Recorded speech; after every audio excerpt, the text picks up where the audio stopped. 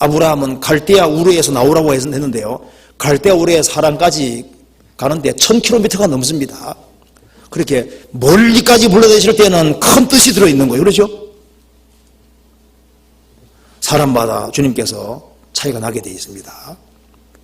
그래서 곤고한 날에는 생각하라. 그리고 전도 7장에 말씀하기를 형통한 날에는 뭐라 했습니까? 기뻐하라. 자, 형통을 주실 때는 기뻐하면서 신앙의 성장을 도모하고, 그리고 형통할 때 항상 형통하는 게 아니기 때문에 형통할 때 기뻐하면서 곤고를 대비해야 되는 겁니다. 그래서 형통할 때 기뻐하는데 절제된 낙이 필요한 거예요. 그리고 미리미리 준비를 해야 됩니다. 왜? 하나님께서는 두 가지를 병행하시는 거예요. 형통한 것도 계속되라는 법이 없기 때문에 형통할 때 또 공고할 것을 대비하고 미리 준비해야 됩니다. 그래야만 올 것이 받구나 이렇게 되는 거예요. 사람이 여러 해를 살면 항상 즐거워할지로다. 그러나 캄캄한 날이 많으리니 그날을 생각할지로다. 캄캄한 날은 또 주어질 수 있습니다. 출애굽한 이스라엘 백성들이 광야 생활하는 중에 만나를 잘 먹은 사람은 이제 한 곳에 있다가 행군하고 출발할 때 아주 멀리까지 행군했기 때문에요. 평상시에 잘 먹는 사람은 문제가 안 됐습니다. 잘 안 먹는 사람은 뒤처지는 일이 생긴 거예요. 요셉은 기근을 대비해서 7년 동안 양식을 많이 모았습니다. 노아는 방주를 위해서 양식을 준비했죠. 다윗도 골리앗을 그냥 죽은 것이 아니라 그 전에 물맷돌 연습을 많이 했던 거예요.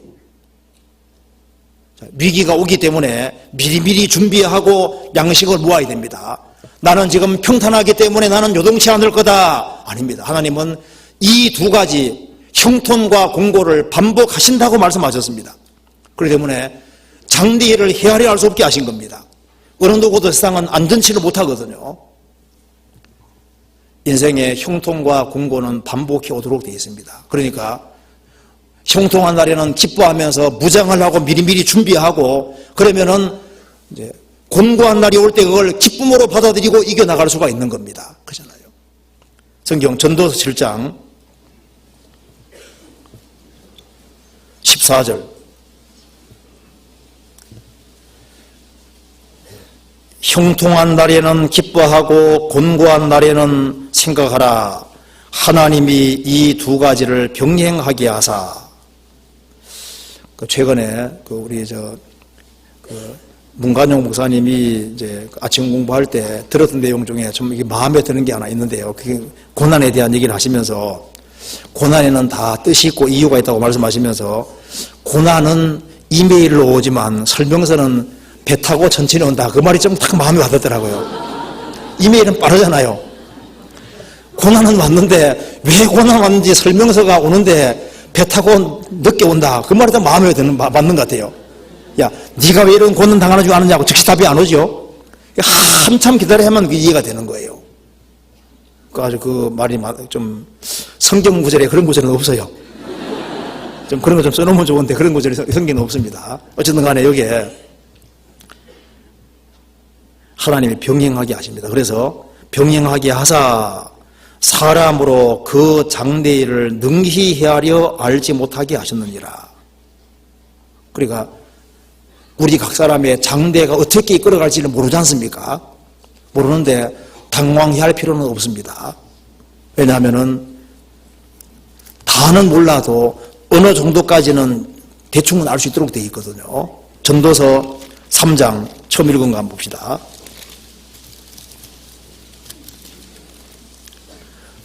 3장 14절. 무릇 하나님의 행하시는 것은 영원히 있을 것이라 더할 수도 없고 덜할 수도 없나니 하나님이 같이 행하심은 사람으로 그 앞에서 경외하게 하려 하심인 줄을 내가 알아도다. 이제 있는 것이 옛적에 있었고 장대에 있을 것도 옛적에 있었나니, 그 다음 같이 읽겠습니다. 하나님은 이미 지난 것을 다시 찾으시느니라. 즉 하나님은 반복적으로 행하신다 그 말입니다. 하나님은 변하지 않으시고 하나님께서 인간을 통치하는 원리도 변하지 않으시고 과거 사람을 인도하신 것이나 지금 사람을 인도하시는 것이나 동일 원리로 인도하십니다. 그래서 우리 각자 코스는 달라도 기본 원리는 동일 원리로 행하시거든요. 그렇기 때문에 어느 정도까지는 예측이 가능하다 그 말입니다. 그러니까 앞서간 믿음의 선진들처럼 그런 비슷한 코스를 밟게 되어 있는데 우리가 다는 모르지만 어느 정도까지 짐작은 할 수 있게끔 만들어 주셨습니다. 그래서 신앙의 기본 법칙이라는 것이 있거든요. 그러니까 배후에 전능하신 하나님께서 계십니다. 그리고 우리가 지금은 이해를 못하지만은 저 위에 서게 되는 그날, 우리가 지금은 부분적으로 알지만은 저 위에 서게 되는 그날 천국에 이를 때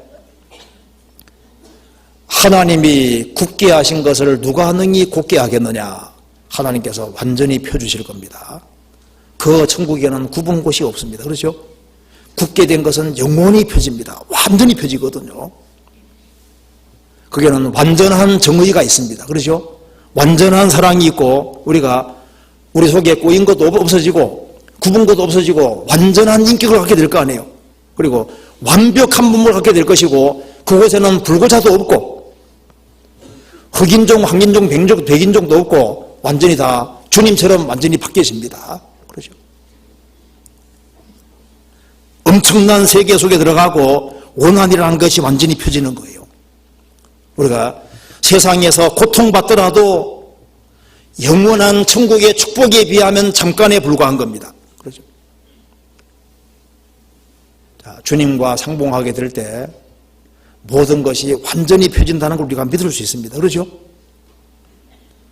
천국에는 죽음도 없지요, 고난도 없지요, 마귀도 없지요, 어둠도 없고 죄인도 없고 우리가 상상할 수 있는 가장 원하는 것보다 더 엄청난 세계가 우리 앞에 기다리고 있는 겁니다. 주님이 원더풀 놀라운 분이잖아요. 그래서 놀라운 세계가 기다리고 있고 우리에게 잠깐의 꾸물어드는 것이 있는데 그 다 뜻이 있는 겁니다. 그러니까 하나님이 굳게 하셨을 때 그걸 특별한 잘못이 없을 때는 그걸 기쁜 마음으로 감사한 마음으로 받아들이고 내 인생이 아주 심히 구부러지면은 그것에 대해서도 크게 감사하고 그걸 기쁜 마음으로 받고 이 세상에서 안 펴지더라도 길지 않습니다. 저 위에 가면은 완전히 펴지는 겁니다. 그래서 이 전도서 7장에 나와 있는 이 말씀을 한번 같이 묵상을 해보고 생각해 보면은 특별히 고통받는 사람, 고난 있는 사람에게 좀 도움 되리라고 생각합니다.